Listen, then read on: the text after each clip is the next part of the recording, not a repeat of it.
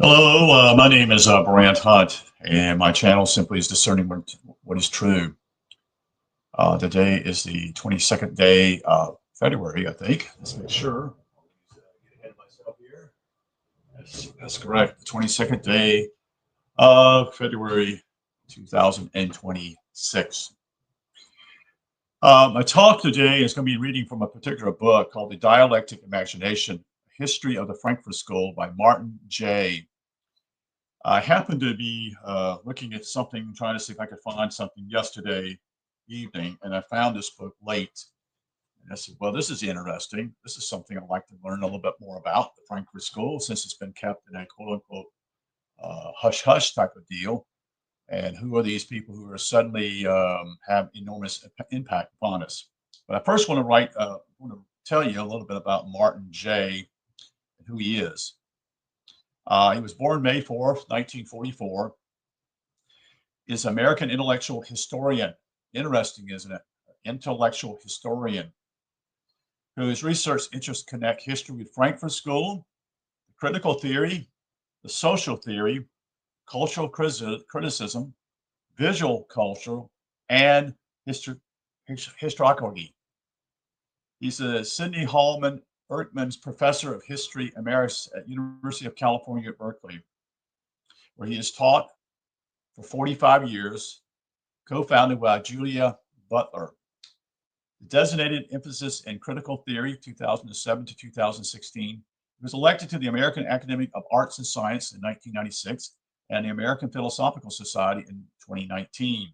Received the American Historical Association Award for Scholarly Distinction in 2018 and was awarded an honorary doctorate from Bard, B-A-R-D College in 2018. And I think Bard College is it's a campus overlooks, it's actually in the United States. It's a private liberal arts college in Annandale on Hudson, New York.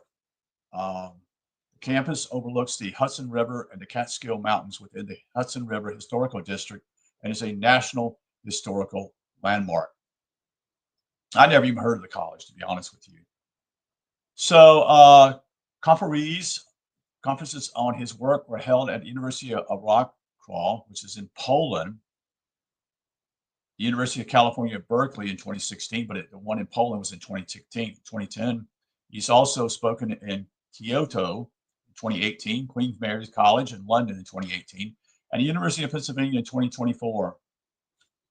So we won't go too much more in his history here. Like I said, he is, at this point, he's 81 years old. He lives in New York City, New York. He is he's automata, is Union, that is, he graduated from Union College, also went to Harvard University, and his thesis, in order to be this, he did the Frankfurt School. So this is a guy who's done a lot of work on this whole issue of the dialectic imagination. This is all about the Frankfurt School, where all the mess that has been created in our colleges and universities in the 1960s and late 50s, as it began to destroy the whole idea of what college and university life was supposed to be about. So let's get into the reading here, folks. So, change something real quick.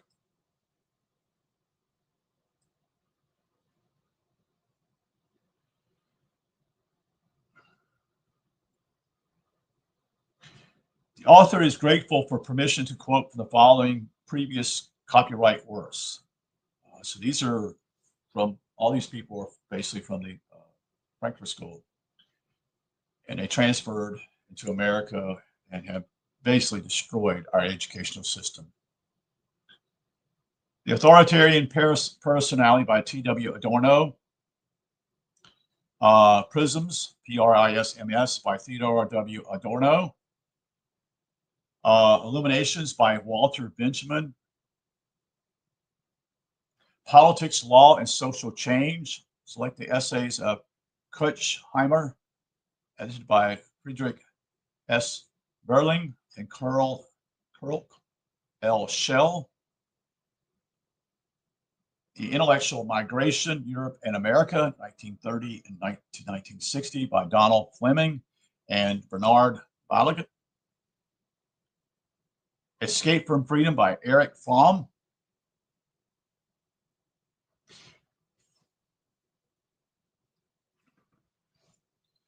Wrong by Max Horkheimer under the pseudonym of Heinrich Regius, Regius. The Eclipse of Reason by Max Horkheimer. The Literature and the Image of Man by Leo Lowenthal. Eros and Civilization by Herbert Marcuse. Negations by Herbert Marcuse. Reasons and Revolution by Herbert Marcuse. The Heaven by Francis Newman.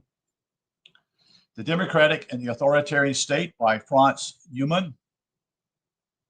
And a portion of the second chapter of this volume has appeared in the Unknown Dimensions, European Marxism Since Lenin, edited by Dick Howard and Carl Clare.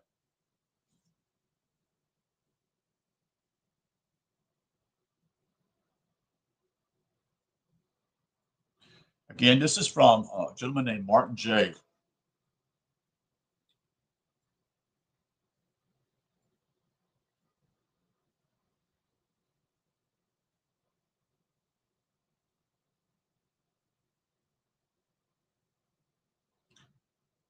So we're going to read a little bit what they call the foreword. This is simply, dear Mr. J. This is December 1971, so this is over 50 years ago.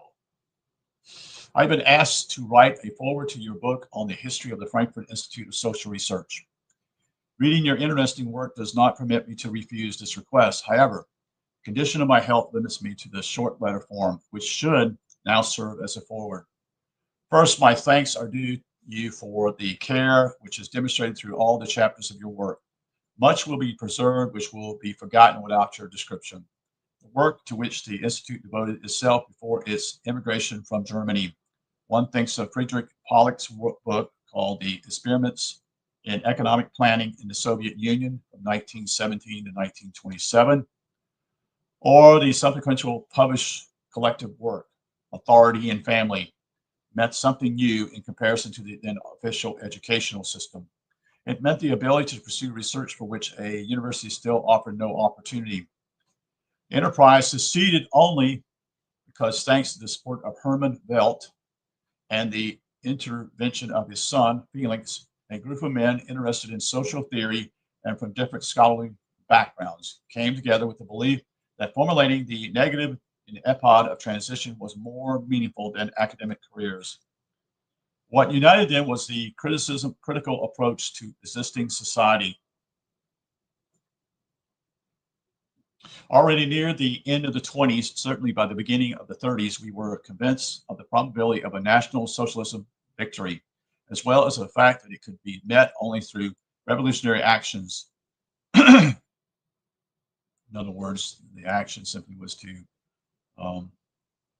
basically take over the United States by either by war or overthrowing the government, or the West, I should also say. That it needed a world war we did not yet envision at the time. We thought of an uprising in our own country, and because of that, Marxism won its decisive meaning for our thought. After our immigration to America via Geneva, the Marxist interpretation of social events remained, to be sure, dominant, which did not mean in any way, however, that a dogmatic materialism had become the decisive theme of our position. Reflecting on political systems taught us rather that it was necessary.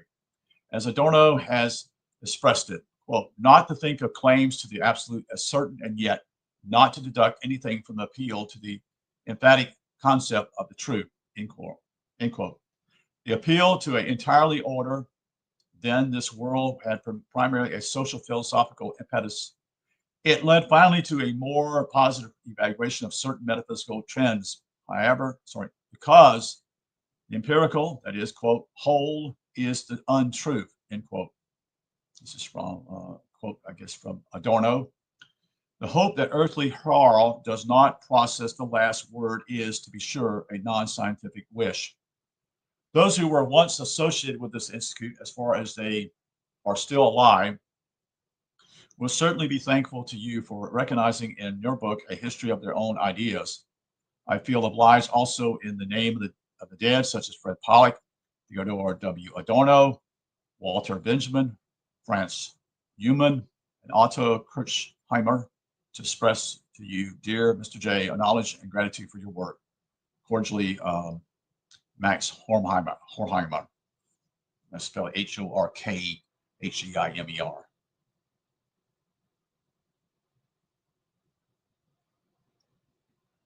So the introduction here is also, I'd like to read that because simply as it kind of gives an idea of where we're going at in this particular book.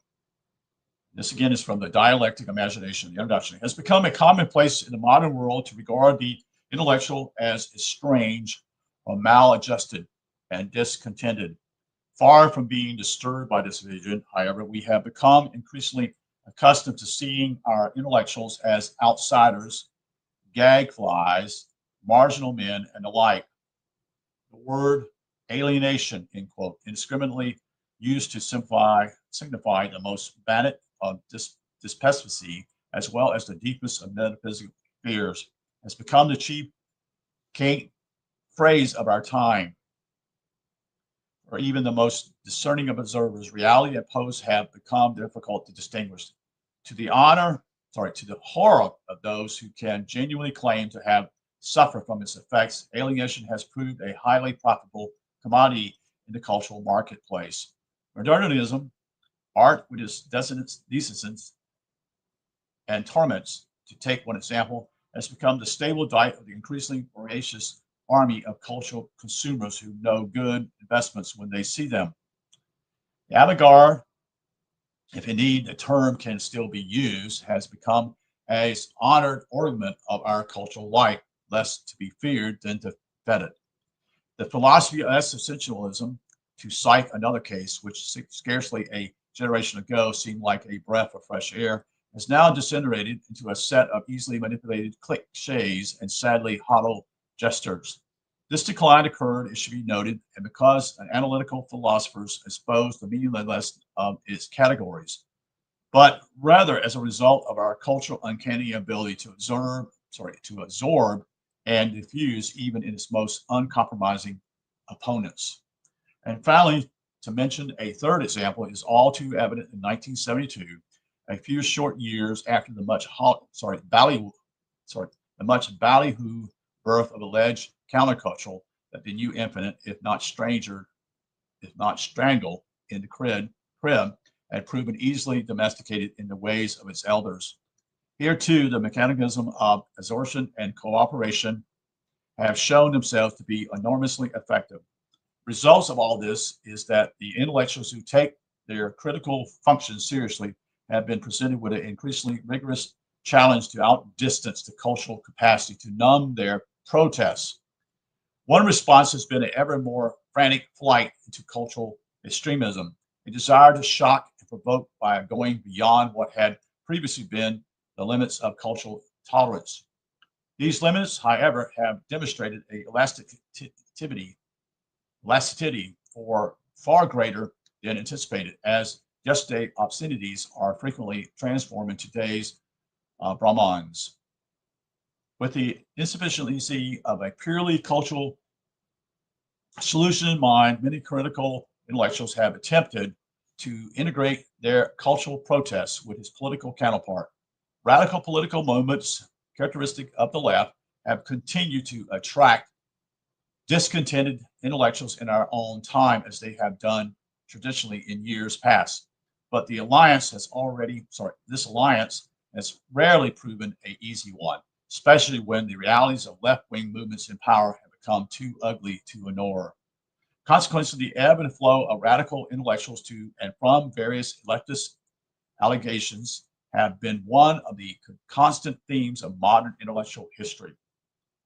This oscillation stems as well from a more basic dilemma faced only by intellectuals of the left. The elitists of those who confine their extremism solely to the cultural sphere, rejecting its political correlate, does not necessarily engender any political sense of guilt. For the radical intellectual who chooses political involvement, however, the desire to maintain a critical distance presents a special problem. remaining apart not just from society as a whole, but also from the moment, not from the moment, but the movement on whose victory he counts, creates an acute tension that is never absent from the lives of serious leftist intellectuals. Endless self-criticism aimed at exercising the remnants of elitism, which has characterized the New Left in recent years, bears witness to the persistence of this concern. At its worst, it produces a sentimental nostalgia de la ou. At its best, it can lead to an earnest effort to reconcile theory and practice, which takes into account the possibilities for such a unity in this imperfect world. But what is often forgotten in the desire to purge the phrase, quote, academia, or I should say not academia, but activist intellectuals, end quote, of its oxymoronic connotation is that intellectuals are already actors, although in a very special sense. The intellectual is always engaged in symbolic action, which involves the externalization of this thought in any numbers of ways. Quote, men of ideas, end quote, are noteworthy only when their ideas are communicated to others through one medium or another. The critical edge of intellectual life comes largely from the gap that exists between symbol and what, for want of a better word, can be called reality. Paradoxically, by attempting to transform themselves into an agenda to bridge that gap, they risk forfeiting the critical perspective it provides. What usually suffers is the quality of their work, which degenerates into propaganda. The critical intellectual is, in a sense, less engaged when he is self-conscious partisan than when he adheres to the standards of integrity set by his craft. As Yeats reminds us, quote, the intellect of a man is forced to choose between, quote, slash, perfection of the life or of the work, end quote. When the radical intellectual too closely identifies with popular forces of change in an effort to leave his ivory tower behind, he jeopardizes achieving either perfection. Between the Selly of unquestioning scholarship and the Cherubes of willful independence, he must carve a middle way or else fall. How precarious that middle path may be is one of the chief lessons to be learned from the radical intellectuals who have been chosen as the subject of this study. The so-called Frankfurt School, composed of certain members of the Institute for Social Research, can in fact be seen as presenting in quintessential form the dilemma of the left intellectual in our century. Few of their counterparts have been as sensitive and to their absorbing power of both the dominant culture and its ostensible opponents throughout the Institute's entire existence, and especially in the period from 1923 to 1950. The fear of co-optation and integration deeply troubled its members, although exegesis of history forced them into exile as part of the intellectual migration from Central Europe after 1933. They had been exiles in relation to the external world since the beginning of their collaboration. Far from being a source of regret, however, this status was accepted, even nurtured, as the sine qua non of their intellectual fertility. Because of their intercratic refusal to compromise their theoretical integrity at the same time that they sought to identify a school agency to realize their ideas, the adherents of the Frankfurt School anticipated many of the same issues that were to agonize a later generation of engaged intellectuals. Largely for this reason, the work they did in the early years together excited the imagination of post-war New leftists in Europe, and more recently in America as well. Pirated editions of works long since out of print were circulated among the impatient German student movement, whose appetites had been whetted by the contact they had with the Institute after its return to Frankfurt in 1950. The clamor for republications of the essays written in the Institute House organ, which was the Institute for Social Research, led in the 1960s to the appearing appearance of such collections as Herbert Marcuse, called Negation, and Max Horkheimer in Crystal Theory, to add to the already reissued selections from writings of other Institute members such as Theodore W. Adorno, Leo Lowenthal, and Walter Benjamin and Franz Neumann. Although it is not my intention to comment distinctly on the Institute's history after it returned to Germany, it should be noted that much of the recent attention paid to it was aroused by the reappearance of what work done in the relative obscurity of its first quarter century. Why a history of that period has never before been attempted to not difficult, sorry, has been attempted is not difficult to discern. The Frankfurt School work covers so many diverse fields that a definite analysis of each would require a learned scholar or a team of scholars, an expert in everything from musicology to sonology. It would, in short, demand a Frankfurt School all its own. The hazards awaiting the isolated historian are therefore obvious. They were certainly a source of some hesitation on my part before I decided to embark on the project. However, when that decision was behind me and I began to immerse myself in the Institute's work, I discovered that expertise I lacked in specific disciplines was compensated for by the very comprehension of my approach.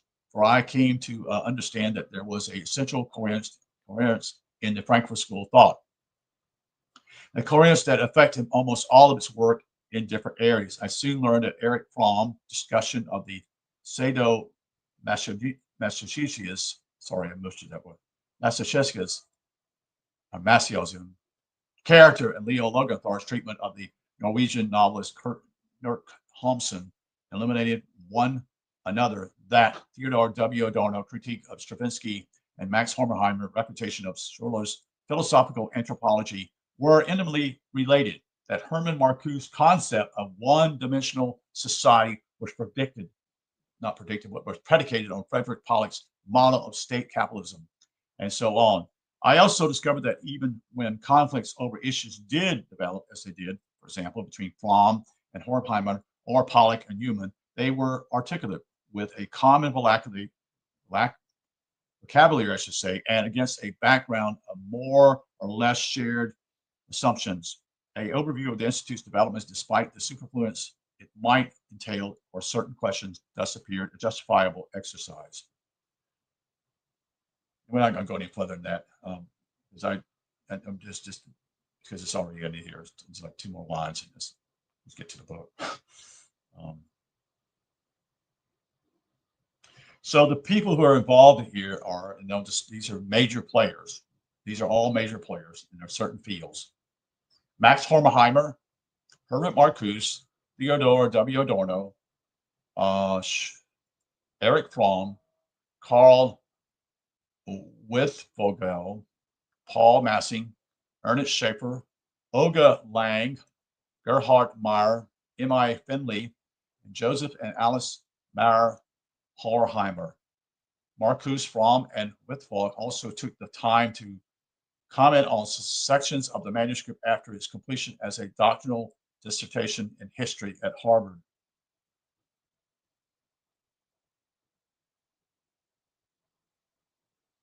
Also, Jürgen Hobenhagen's Holmas, Albert Smith, and Albrecht Wellmermer of the more recent generations of Frankfurt School adherents were also willing to submit to any questions, although we never actually met. Felix J. Vale and I carried on extensive and spiritual correspondence concerning many facets of the Institute in whose creation he played so important a role. There were 3 participants in the Institute history whose cooperation went well beyond anything I might have reasonably expected. This was Friedrich Pollock, spent countless hours with me in Montagnana, Switzerland, and he spent time with me in Manola, Switzerland in March 1969. Reliving his almost 50 years of involvement with the Institute, after I returned to Cambridge, we maintained a lively correspondence by the process of my work.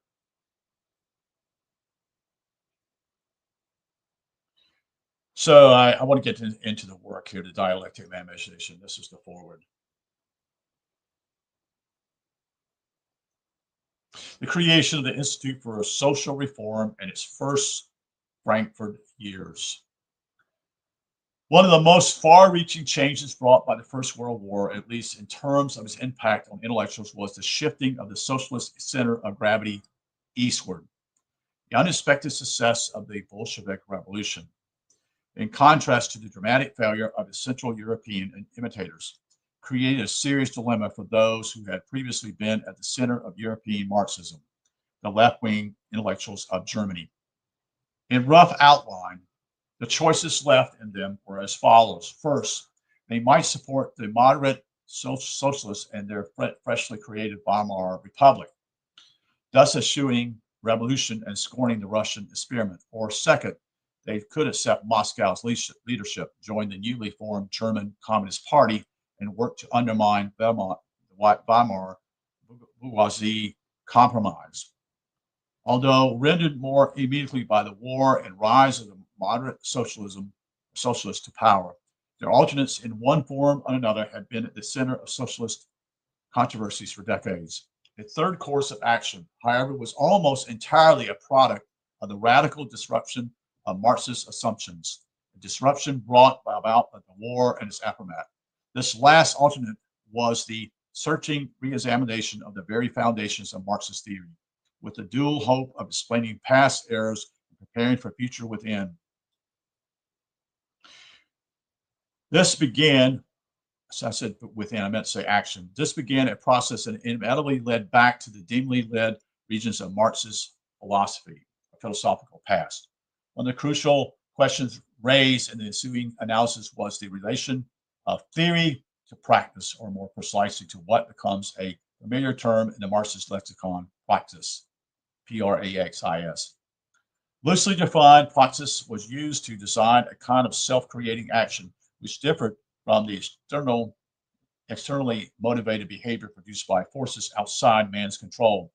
Although originally seen as the opposite of contemporary computative theory when it was first used in Aristotle's metaphysics praxis, in the Marxist uses was seen in a dialectic relation to theory. In fact, one of the early marks of praxis, as opposed to mere action, was its being informed by theoretical considerations. The goal of revolutionary activity was understood as the unifying of theory and practice, which would be in direct contrast to the situation prevailing under capitalism.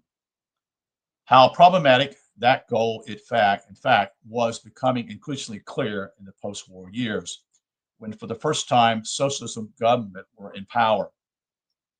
The Soviet leadership saw its task in terms more of survival than of realizing socialist aims, not an unrealistic appraisal under these circumstances, but one scarcely designed to placate socialists like Rosa Luxemburg, who would have preferred no revolution at all to a betrayed one.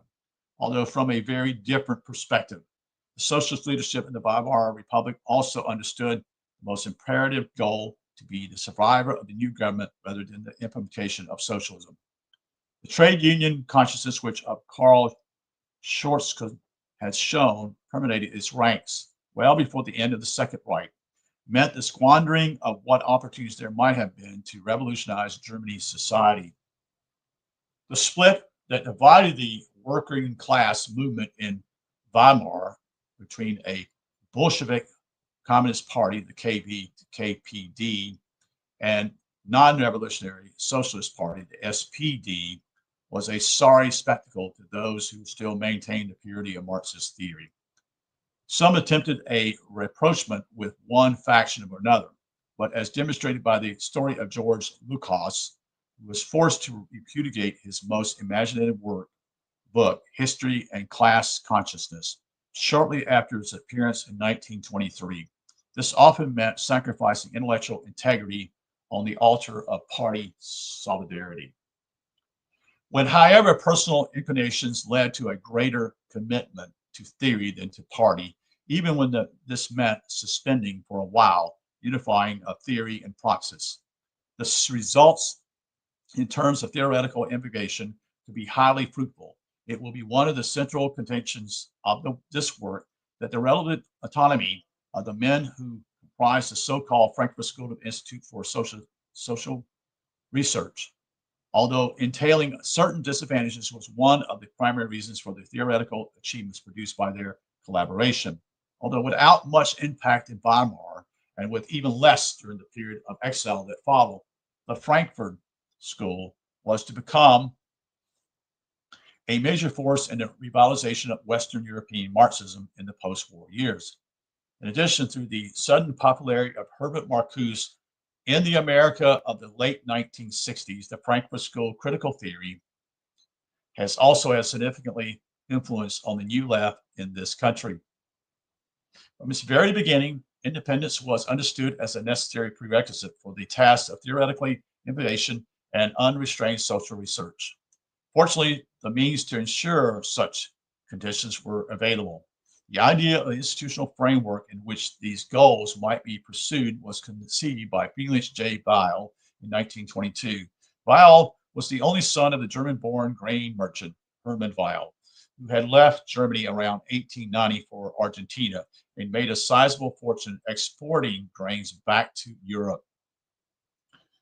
Born in 1898 in Buenos Aires, that is in Argentina, Felix was sent in his ninth year to Frankfurt to attend the Goethe Gymnasium,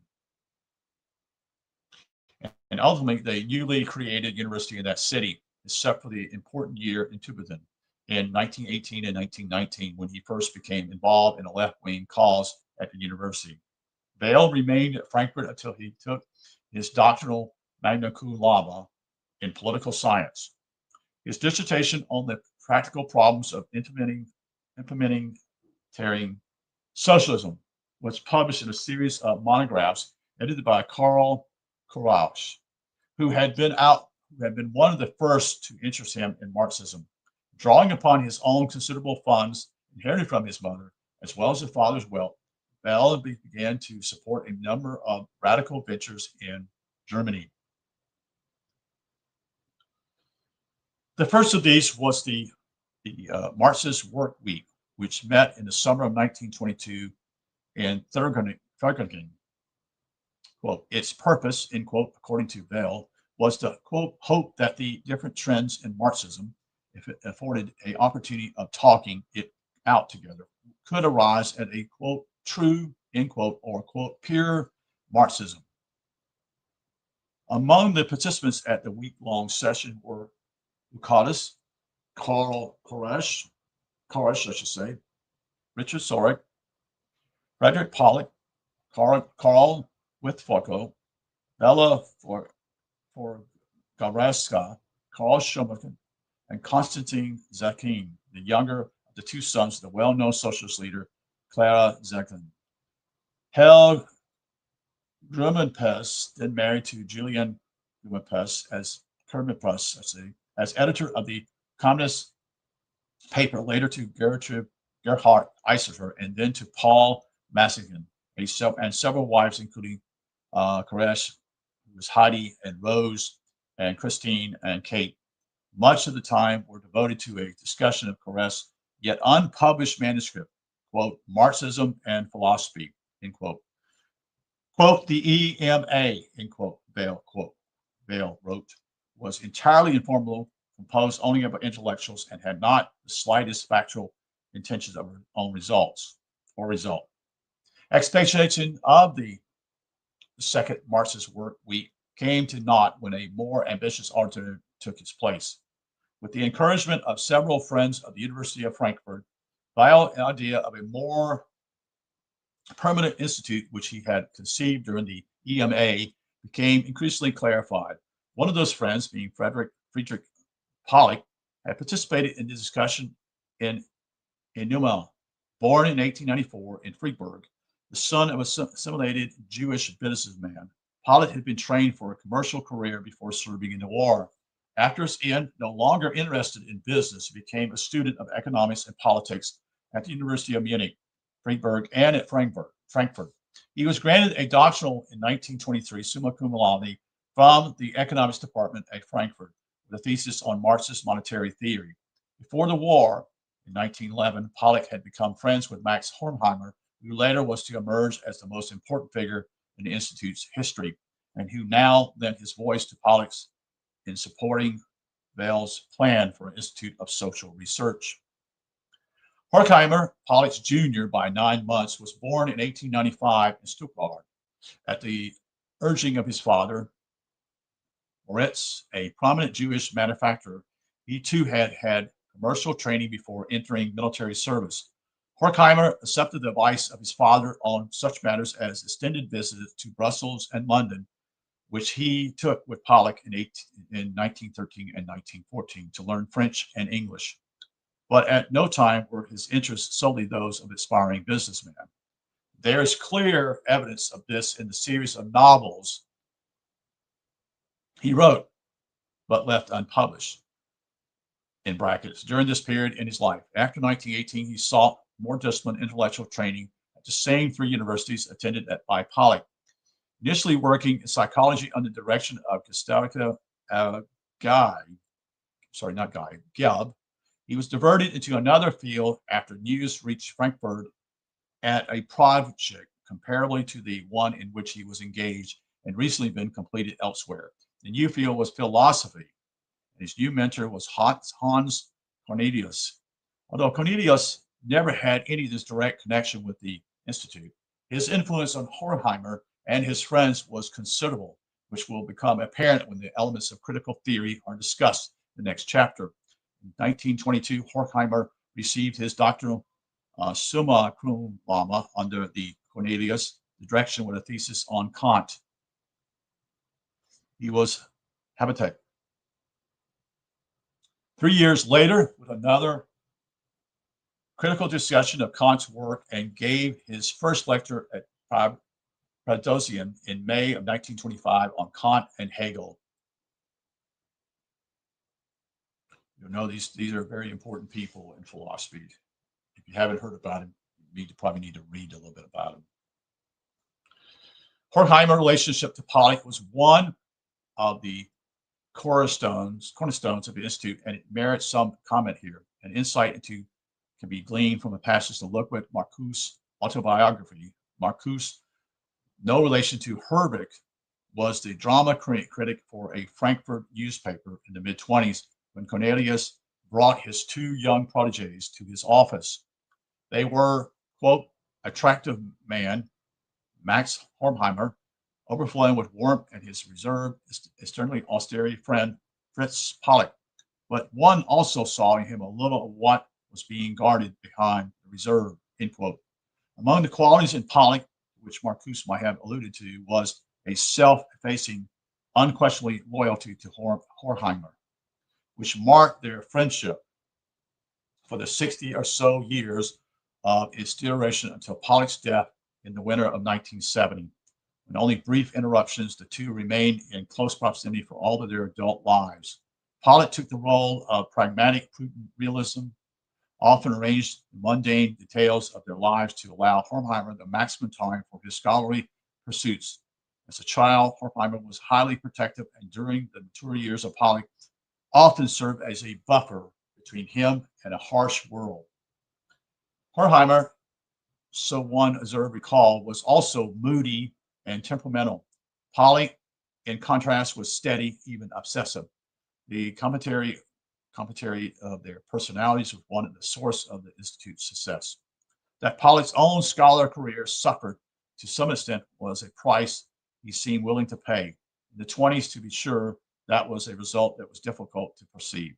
In fact, both men, and probably Vail as well, might have expected successful careers in their respective fields. However, interest into the highly rigid German university system would have necessitated or confirming their bored interest to one discipline. In addition, the type of radical scholarship they hoped to pursue found little favor with the establishment academia hierarchy.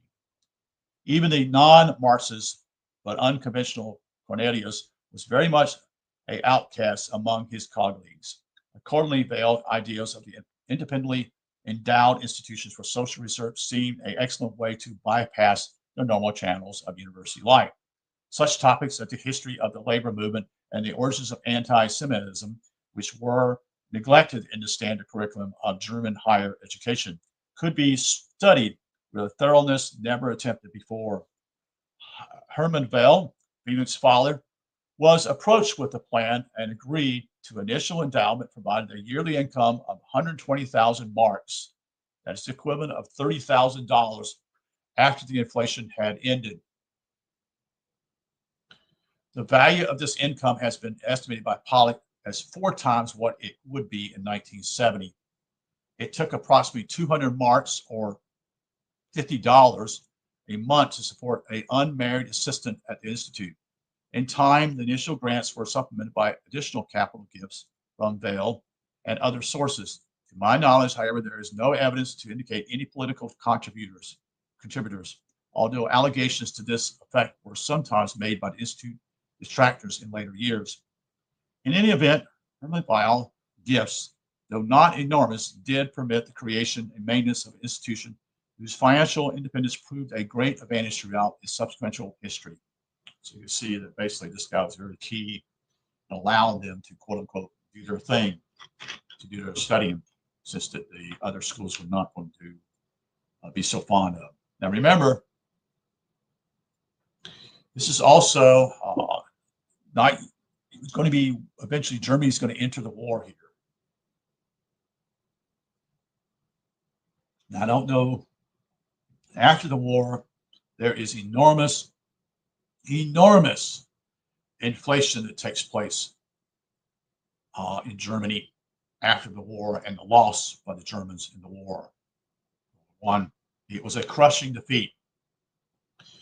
And many who were in the military blame the Jewish people for the defeat, since they were involved in the what we call the papers, that is, the papers that were newspapers. So they were writing about the newspaper, writing about all this stuff in the papers, you see. And this was it set up a mood of negativity in some ways, if you follow what I'm saying. So let's continue on.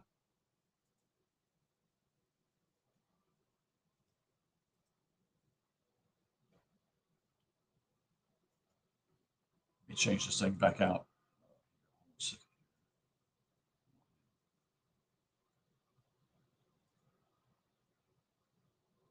Come on. So, so this was an amount of money. You know, it doesn't seem like a lot at that time, although it was a lot. This again gives you an idea of what's happening.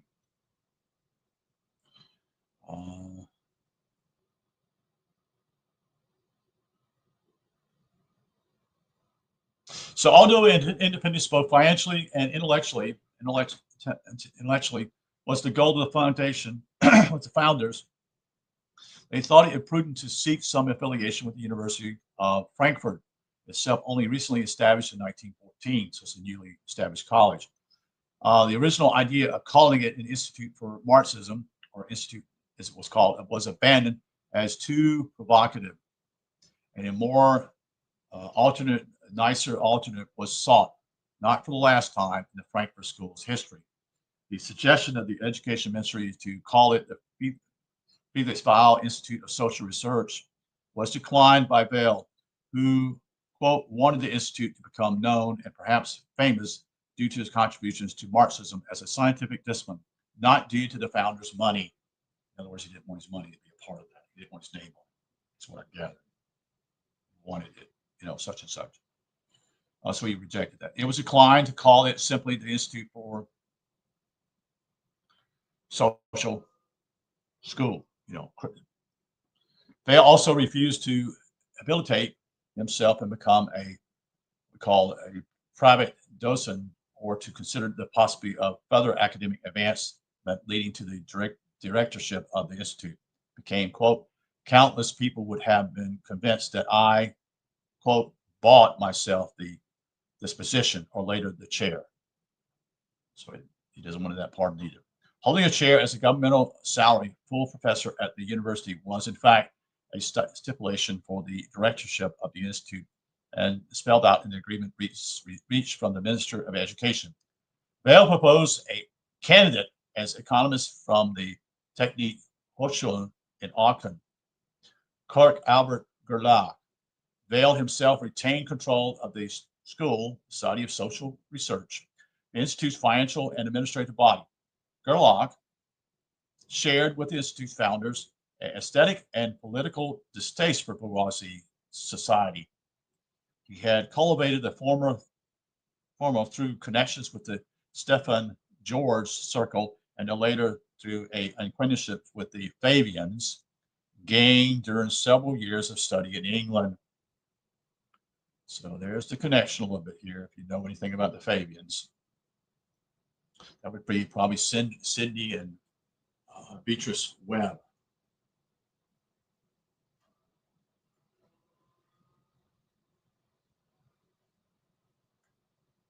His political inclinations were firmly to the left. Many years later, Pollock would remember him as a non-party socialist, while the British historian F.W. Deacon and G.R. Storrett, in the study of Richard Sorge, wrote, quote, "It's probably that, quote, like Sorge, he was at the time a member of the Communist Party," end quote. Whatever the precise nature of Gertloff politics when proposed by Vail, he was accepted by the Economics and Social Science Department as professor and by the Educational Ministry at first head of the Institute.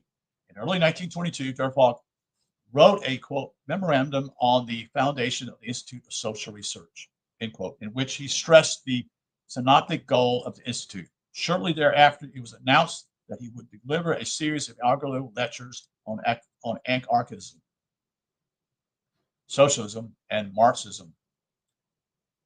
Now you can see why the other schools would not want to be a part of this. Okay, it's very clear. Be part of anarchy, socialism, and Marxism. That was to overthrow the government, you see.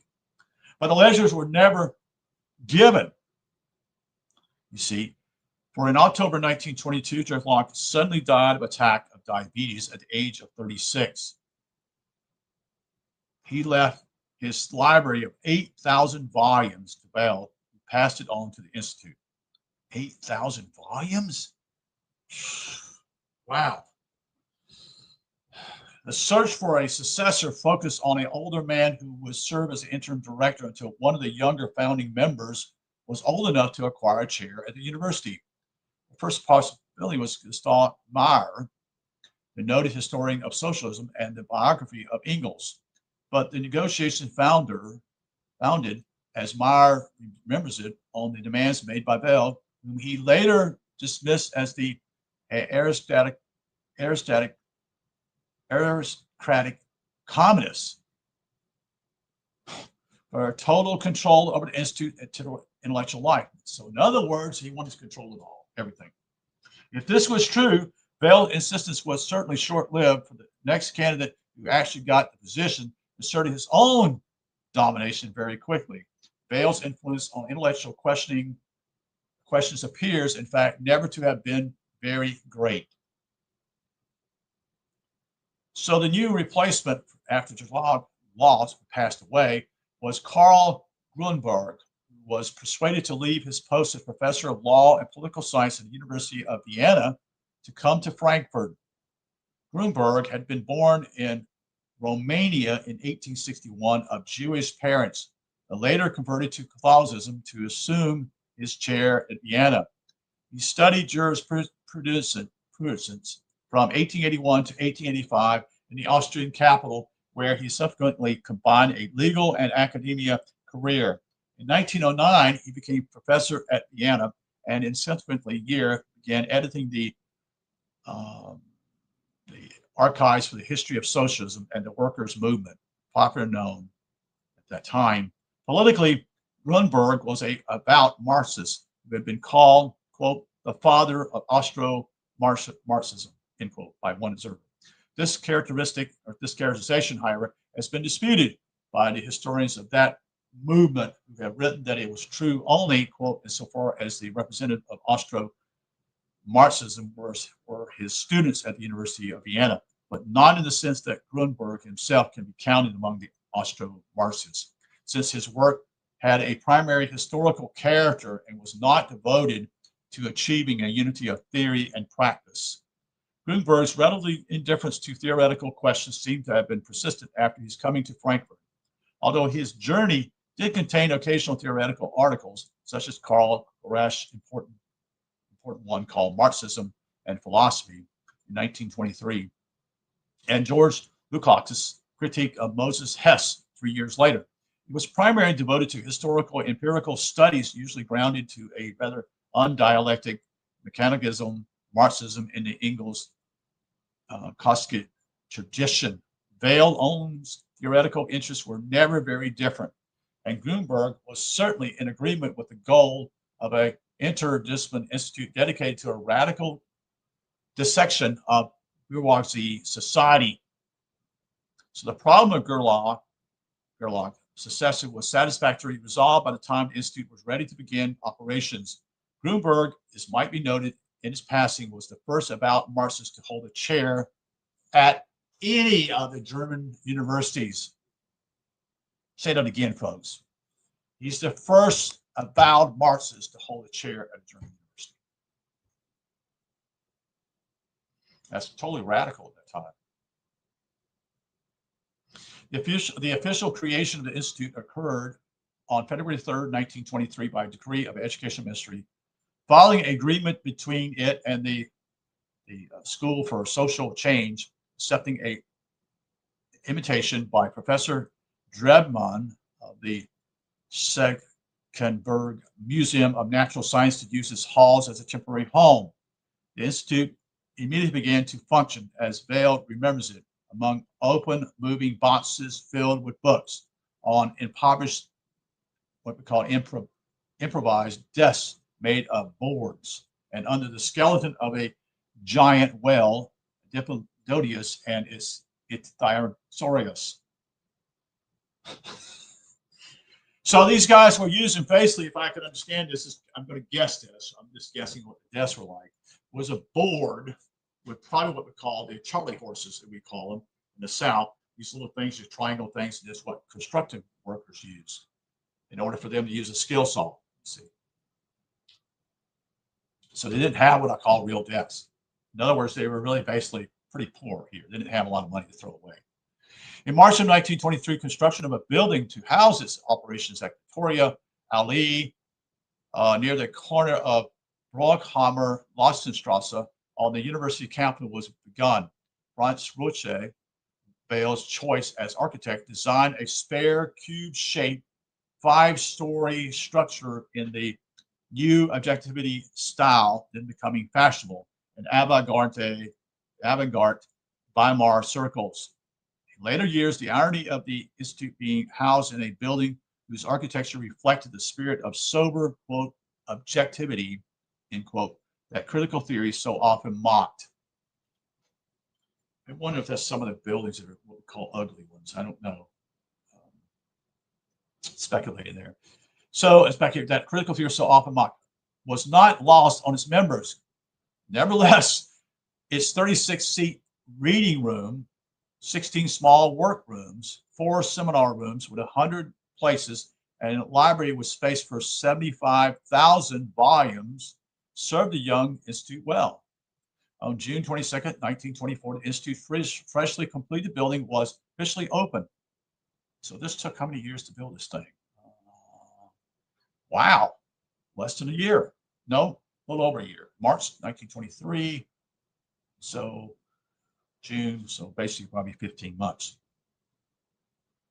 Grunberg gave the dedicating address. At the outset of his remarks, he stressed the need for a research-oriented academia in opposition to the then current trend in German higher education towards teaching at the expense of scholarship. Although the institute was to offer some instruction, it would try to avoid becoming a training school for mandarins, end quote, prepared only to function in the service of the status quo. In pointing to the tendency of German universities to become centers of specialized instruction, which was called Institute for Mandarins, end quote. Grunberg was putting his finger on a persistent problem in German history.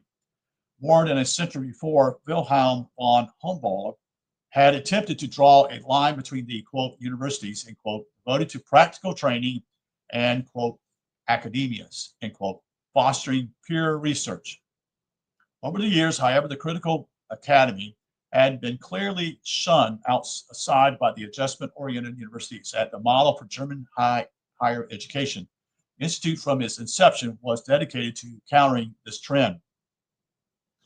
Grunberg continued his remarks by outlining the differences in administration that would distinguish the Institute from other recent critical research societies rather than colleague in leadership, as in the case of the newly found Cologne Research Institute of Social Science, directed by Christian Eckert, Leopold von Fliess, Max Schuler, and Hugo Lindman. The Frankfurt Institute was to have a single director with, quote, dictatorial, end quote, control. Although the independence of its members was assumed or assured, true direction would be exercised in the distribution of the Institute's resources and the focusing of its energies. In subsequent years, the dominance of Max Horkheimer in the affairs of the Institute was unquestioned, although in large measure attributed to the force of his personality and the range of his intellect. His power was also rooted in the structure of the Institute as it was originally conceived. Grunberg concluded his opening address by clearly stating his personal allegiance to Marxism as a scientific methodology, just as liberalism, state socialism, and the historical school had institutional homes elsewhere. So Marxism would be the ruling principle at the Institute. Grunberg's conception of materialistic analysis was straightforward. It was, he argued, eminently inductive, that is, end quote. Its results claiming validity in time and space, but had, quote, only relative historical conditional meaning, end quote. True Marxism, he continued, was not dogmatic. It did not seek eternal laws. With this later assertion, critical theory, as it was later developed, was in agreement. Grunberg's inductive epistemology, however, did not receive the approval of Horkheimer and the other young members of the group. But in the first few years of Institute history, Grunberg's approach prevailed. Grunberg's archive continues to stress the history of the labor movement while publishing occasional theoretical work such as Pollock's study of Werner Sombart and Horkheimer's article on Karl Mannheim.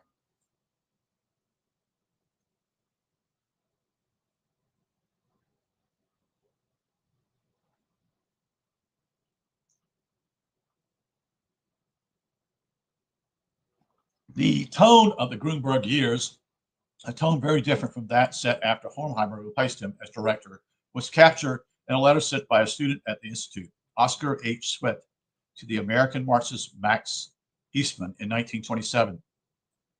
The relative orthodoxy of the Institute Marxism was frustrating to the young Swede, who complaining of spending hours of exasperating argument in a Marxist lecture institute, which a younger generation settling down to an orthodox religion and the worship of a iconographical literature, not to mention blackboards full of mathematical juggling with blocks of 1000 K plus 400 W, whatever that means, a Marx division of capital functions and the like. God.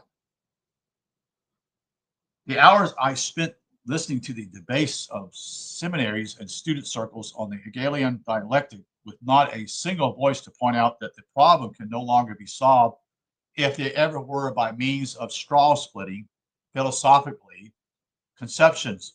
Even the leader, Grunberg, faced with an audience of enthusiastic youth convinced that relativity is a further installment of bourgeoisie ideology, substituting fluctuation ideas for Newton's absolute materialism, that Freudianism and Bergsonianism are insidious attacks from the rear, and that the war can be waged with the sword in one hand and in the other is constantly being brought up against the inherited contradictions in Marxist materialism interpretation of history and being forced to devise defense against the logical conclusions that we may sit with our arms folded and wait for the millennium to blossom from the dung of the capitalistic decay.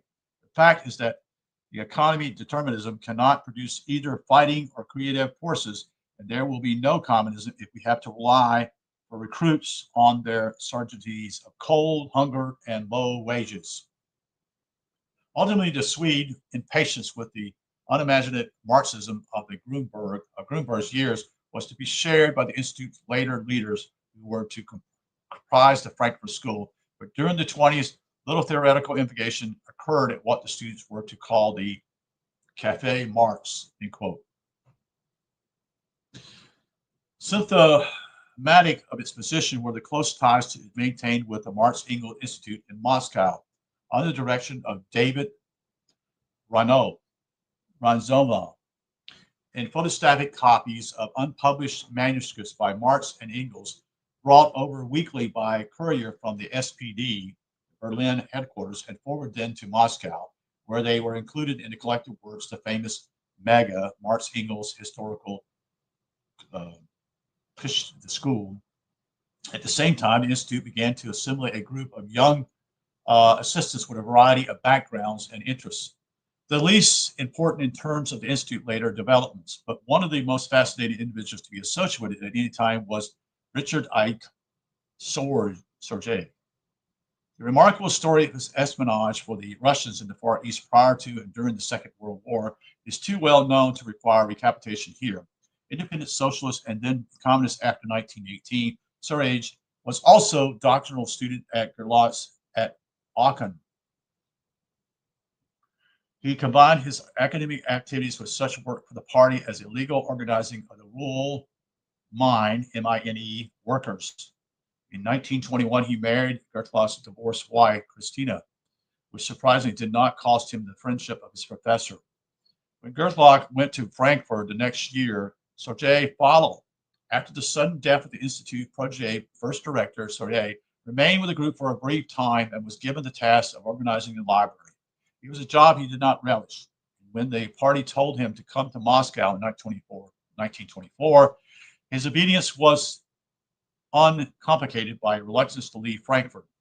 In any case, his connection with the Institute, according to Deacon and Story, must have been nominal and a cover for his work for the party. It was not until his public exposure as a spy in the 1940s that the others learned of his remarkable undercover career.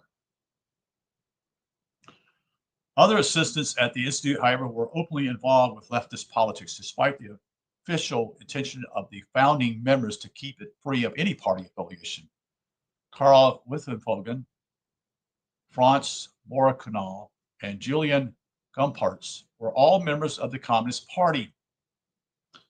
Political activism as such was thus not in itself a reason for rejection by the group. It could, however, prove a hindrance, as in the case of Kurt Koresh, who had been Justice Ministry in the Thurgen SPD-KPD coalition government in 1923 and continued as a prominent left opposition figure in the KPD until 1926. Wittfogel remembers Koresh's role in the Institute as central during his first years, but the other surviving members have all disagreed with his version of the facts. Koresh did particularly in some of the Institute's seminars and wrote occasional reviews for his publication before and after the immigration, but was never offered a full membership. The reason were no doubt complex, but Koresh stressed on praxis, which was to lead him increasingly away from philosophical speculation in later years, certainly played a role. So too did the instability that the others saw in his character. So these guys got a lot of issues here at the school, apparently. But there's also, it's like a quagmire. It's just all kinds of different groups, people coming here, there, whatever. There's not seems to be what I would call a sense of order. From time to time, the question of Horkheimer, possibly membership in the KPT, had been raised, but hard evidence to support this view seemed unavailable. And there is much in his writings and actions that make his current denial of membership entirely plausible. During their student years together in Munich in 1919, Horkheimer and Pollock were non-participant witnesses of the short-lived, quote, revolutionary activities of the Bavarian Proletariat, although helping to hide left-wing victims of the White Terror that followed. They did not, I want to say something about this, and this is because I studied German history in college. When Germany lost the war to the West, they didn't think they were going to lose. Okay, that's the whole idea. This is the First World War. Okay, and the most military men were angry because of what was being said behind their backs, meaning the publications of the newspapers were detrimental to what they would say the spirit of the war. Some of this is also spoken of by Adolf Hitler, who had a hatred towards these people, immense. And you can see why in some ways, because they were dividing people in a way, pretty much like what's going on here in America right now. They're dividing people. Okay, people are all over the place, and this doesn't bring what we call a smooth ride, so to speak. And they lose the war. They were basically beating the crap out of the French and the British, such and such. Eventually, the Russians go home. There is no Eastern Front at that point. You see. Because the Russians, eventually with the communist takeover, they brought their troops back home. You see. They were not interested in being involved. I think Dr. Zhivago would be a great movie to see what really happened there. Because basically, Russia completely fell from within, but that was on purpose, you see. So, where are we at here? Horkheimer's earliest political sympathies were with Rosa Luxemburg, who was eventually a communist leader, and I want to say Hungary, but I'm not absolutely sure. So I want to say that, but she was ruthless. She was ruthless, folks. Especially because of the critique of Bolshevik centralism. After her murder in 1919, he never found another socialist leader to follow.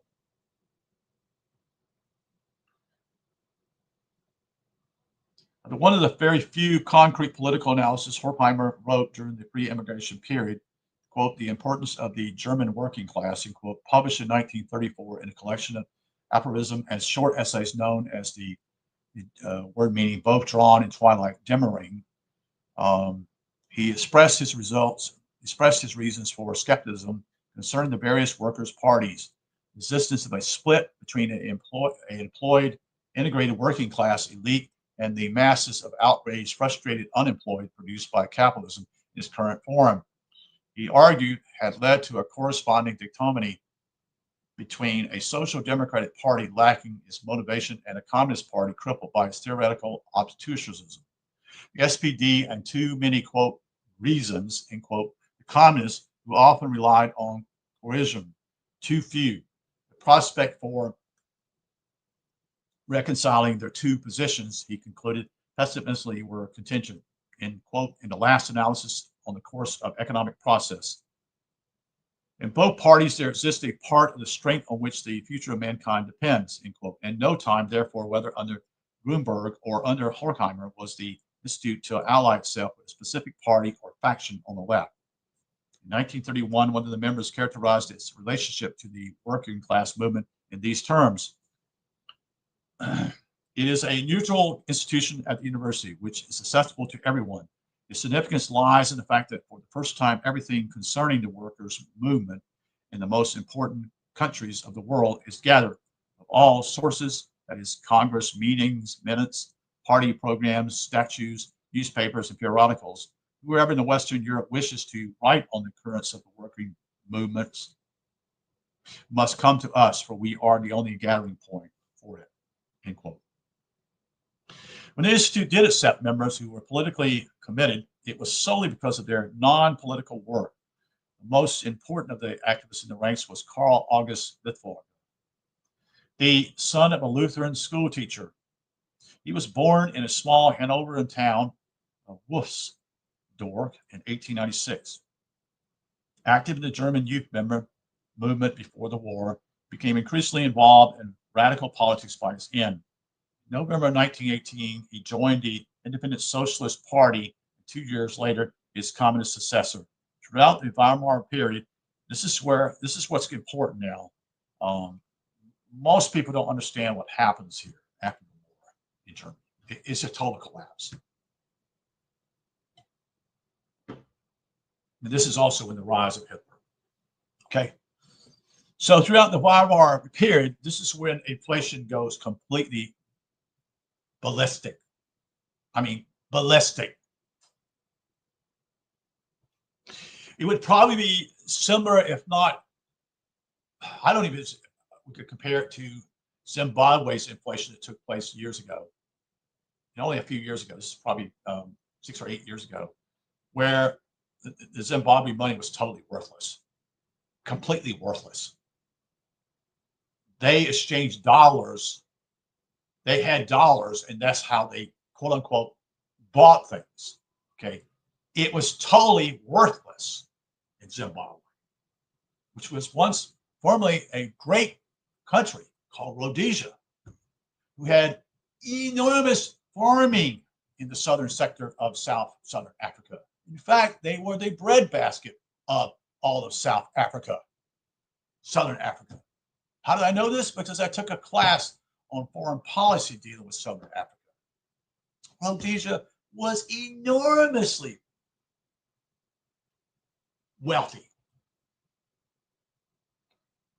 And then when they lost the war, the British lost the war back in the 1970s, mid-70s, it was over. And Mugabe took over, and it was all downhill. It was totally all downhill. It was blaming the white people for everything that did wrong. It wasn't all that. But anyway, I'm kind of got off a tangent here. So what happens in Weimar is people, I don't think people, we talked about this when I took a class in German history at the university where I went at. People worked from 8 to 12, got paid, ran to the bank, put their money in the bank. Okay, and then what happened? They went and bought bread and went back to work at 1 o'clock.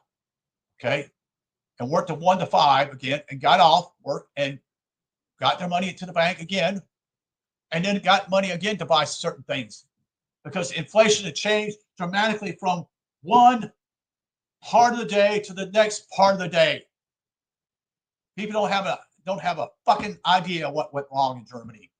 Okay, this is under the Weimar government after the defeat of Germany in World War I, a total collapse, total, and I believe it was on purpose in a lot of ways.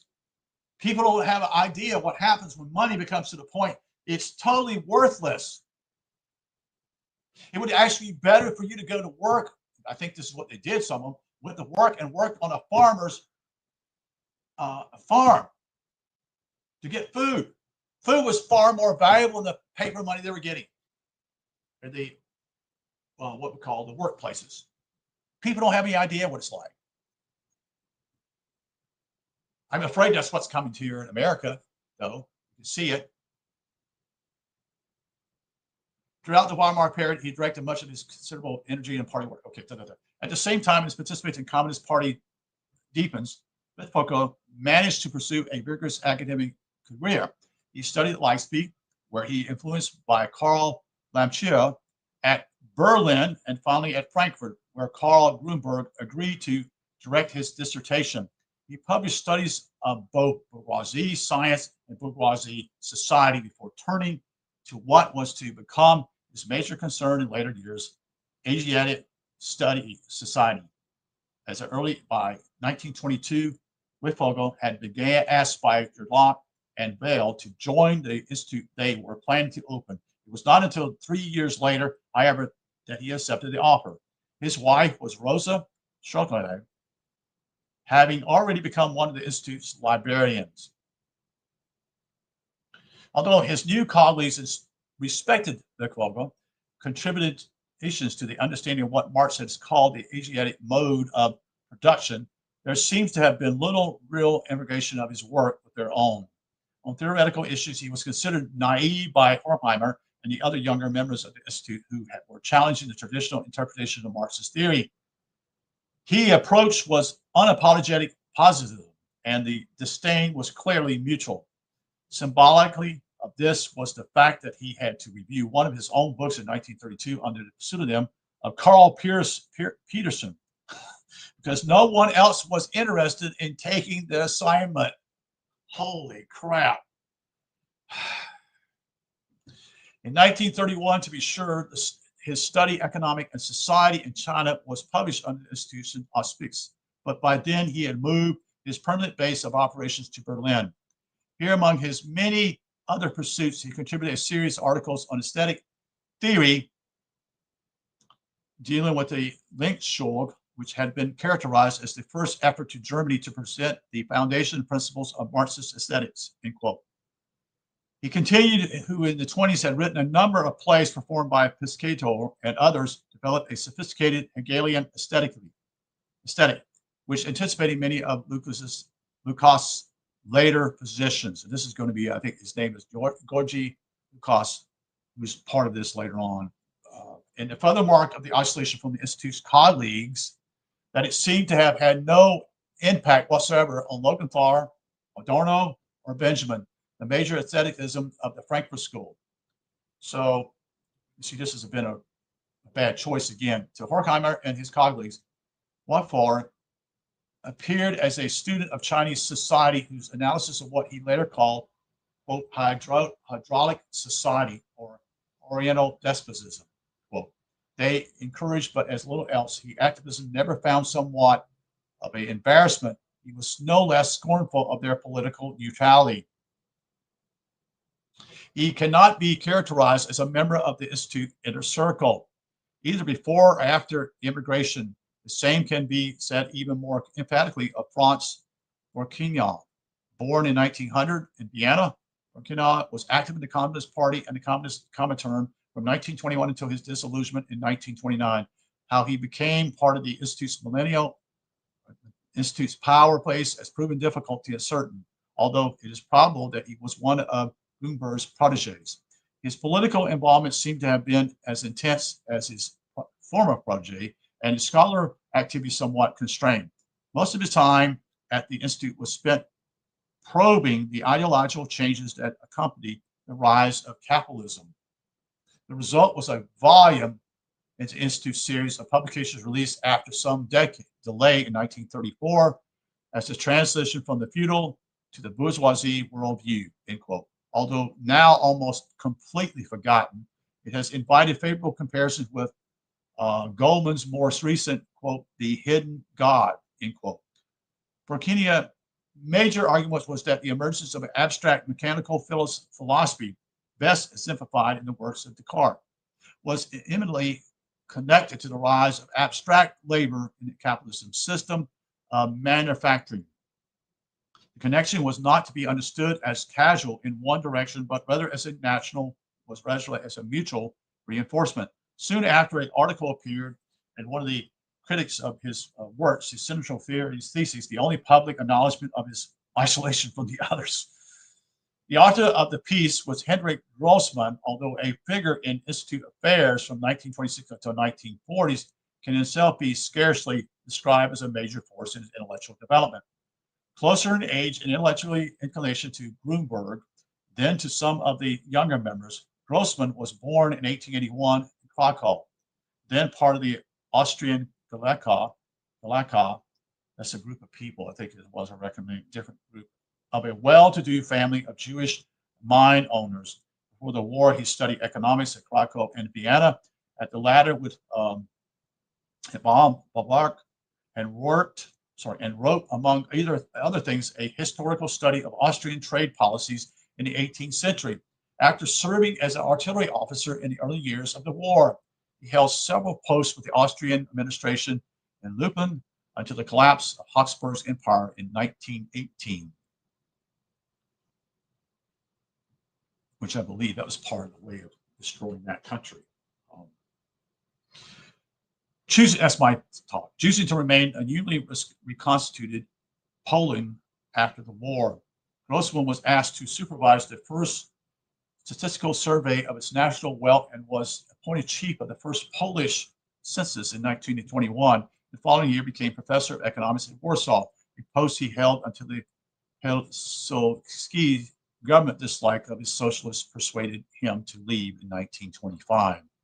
Grünberg, who had known him in pre-war Vienna, invited him to Frankfurt, whereas assistant professorship at the university and assistantship at the Institute for Grunberg was awakening him.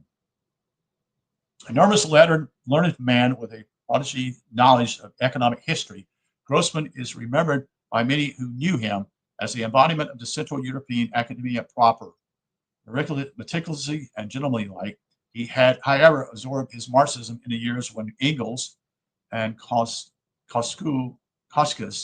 monistic materialism prevailed. He remained firmly committed to the interpretation and thus largely unsympathetic to the dialectic neo-Hegelian materialism of the Younger Institute members. One ought not, however, overemphasize Grossman's insensitivity to Horkheimer's work.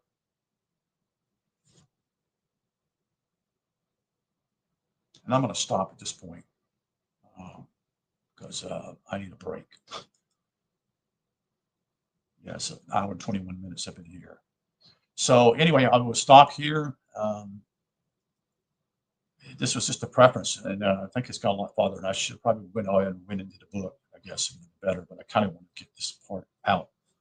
So I'm going to stop. And again, this is a Dialectic Imagination, a History of the Frankfurt School by Martin J. And I'm only dealing with what I call the preface part of the book.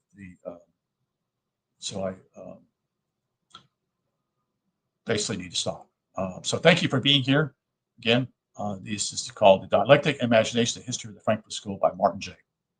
Have a good day. Thank you.